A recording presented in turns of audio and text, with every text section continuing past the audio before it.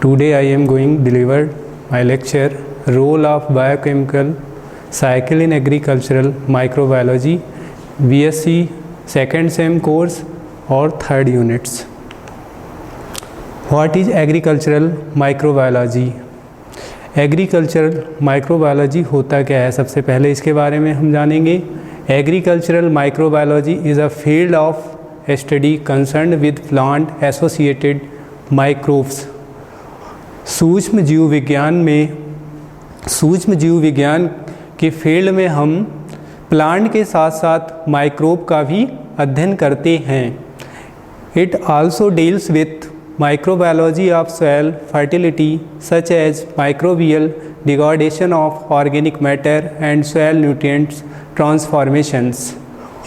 Microbiology में soil fertility के साथ साथ माइक्रोबियल का डिग्रेडेशन होता है और उसके साथ साथ हम ऑर्गेनिक मैटर और soil nutrient का ट्रांसफॉर्मेशन करते हैं। फिर बायोजियो केमिकल साइकिल का मतलब होता है जैव भू रासायनिक चक्र क्या होता है? Microbes play an important role in biogeochemical cycles because of their ubiquitous distribution and diverse enzymatic activities. Microbes का बहुत अच्छा रोल है बायोजियो केमिकल साइकिल में। ये मेनली 3 प्रकार के होते हैं। पहला है कार्बन साइकिल, दूसरा नाइट्रोजन साइकिल, तीसरा सल्फर साइकिल। फिर हम कार्बन साइकिल यानी कार्बन चक्र के बारे में जानेंगे। उसमें carbon is exchange among the biosphere, geosphere, hydrosphere and atmosphere of the earth. Carbon is actively cycled between inorganic CO2 and the variety of organic compounds that compose living organisms and their dead organic matter। इसमें क्या होता है? Carbon exchange करता है biosphere में और geosphere में, hydrosphere में और उसके साथ साथ एटमॉस्फेयर में। इससे इनऑर्गेनिक CO2 कार्बन डाइऑक्साइड के साथ साथ ऑर्गेनिक कंपाउंड भी और उसके साथ साथ कंपोज होते हैं लिविंग ऑर्गेनिज्म और उसके साथ डेड ऑर्गेनिक मैटर भी होते हैं। फिर नेक्स्ट आता है among the step of carbon cycle decomposition of organic matter by microbes is a very importants. Carbon cycle में डिकम्पोजिशन होता है ऑर्गेनिक मैटर का माइक्रोब्स के द्वारा, ये भी बहुत इम्पॉर्टेंट्स है कार्बन साइकिल में। Next, decomposition of organic matter in a soil is done by a fungi along with other microbes, chiefly bacteria। Then decomposition help to release nutrient block up in the dead organic matter of the plant and animals। Decomposition होता है और उसको nutrient को वो block कर देता है। उसके बाद जो डेड ऑर्गेनिक मैटर होते हैं वो प्लांट और एनिमल उनके जो डिकम्पोज मैटर है एनिमल या प्लांट का, वो ऑर्गेनिक मैटर में वो जब डेड हो जाते हैं तो वो ऑर्गेनिक मैटर में चले जाते हैं, वो कन्वर्ट हो जाते हैं। फिर वो उनका डिकम्पोजिशन होके फिर वो न्यूट्रिएंट में चेंज हो जाते हैं, फिर जिससे वो फिर वायुमंडल में, बायोस्फीयर में और हाइड्रोस्फीयर में, जियोस्फीयर में चले जाते हैं। Then in a soil microbes oxidise organic carbon into CO2 and liberate bound materials। Several types of decomposer are present। बहुत तरह के डिकम्पोजर प्रेजेंट होते हैं। पहला सेलुलोज डिकम्पोजर। सेलुलोज डिकम्पोजर होता क्या है? Cellulose decomposer fungi mainly include ascomycetes and deuteromycetes. इसमें इसका example aspergillus, penicillium, trichoderma fusarium.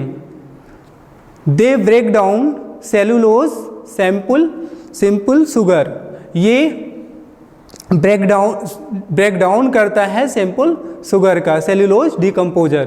फिर उसके बाद आता है next lignin decomposer. Lignin decomposer क्या होता है? Decomposed by basidiomycetes such as aphyllophorales and agaricales, decomposition done by the production of lignolytic enzymes. Beside fungi, bacteria are also involved in the decomposition. Bacteria और fungi भी decomposition में involve होते हैं। Next pectin decomposer. Pectin decomposer क्या होता है? Pectin substance और break down by microbial pectinase. Pectin decomposer ये ब्रेक डाउन करता है माइक्रोबियल पैक्टिनेज को।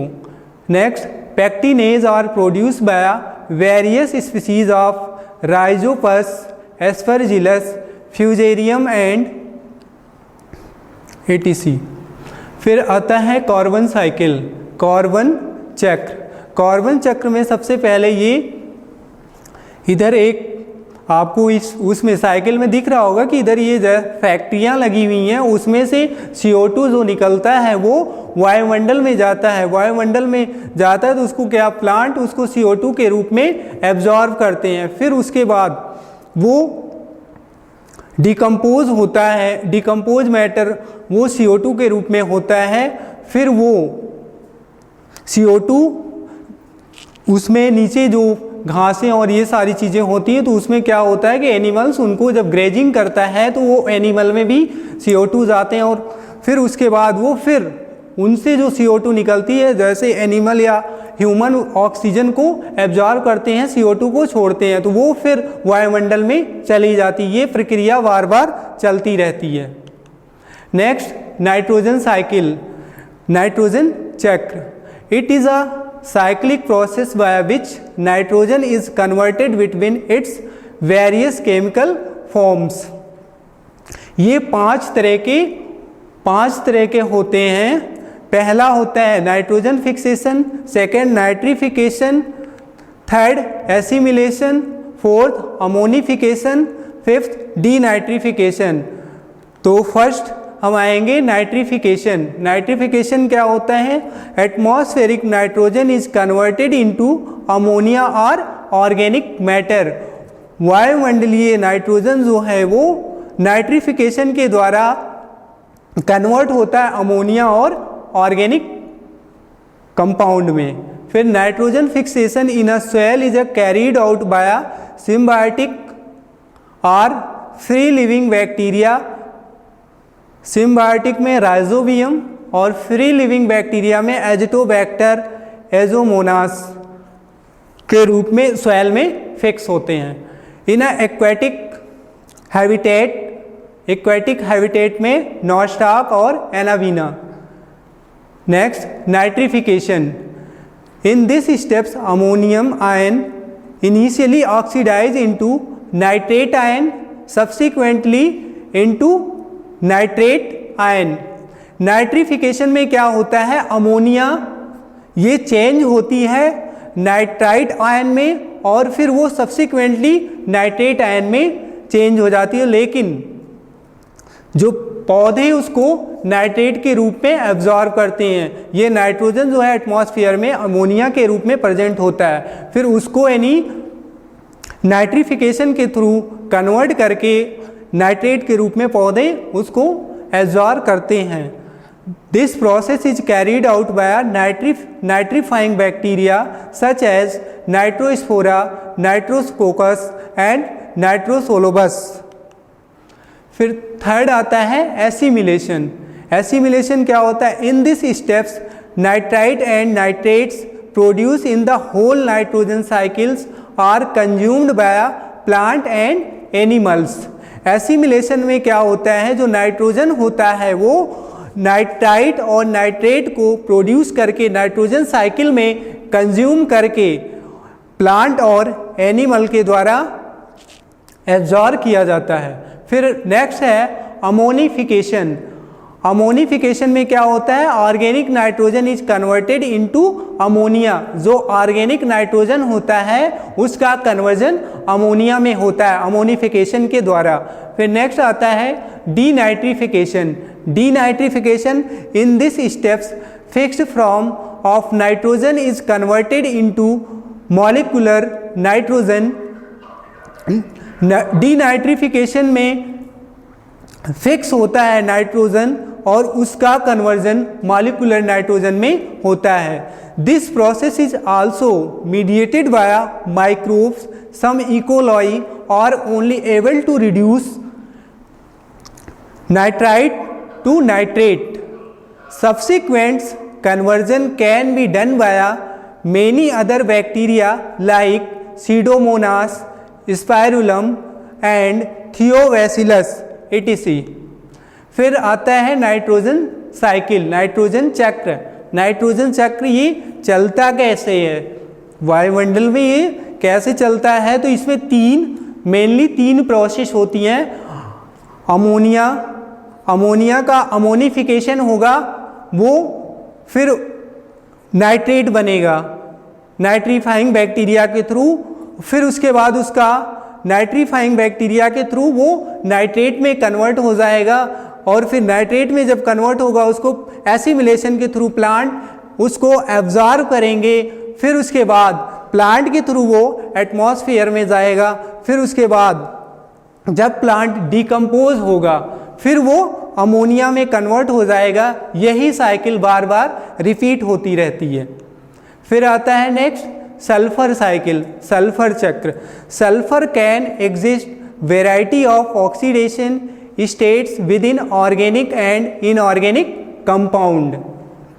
सल्फर ऐसी वेराइटी है कि वो ऑर्गेनिक और इनऑर्गेनिक कंपाउंड के रूप में होते। Compound each oxidation reaction is mediated by microbes under anaerobic condition.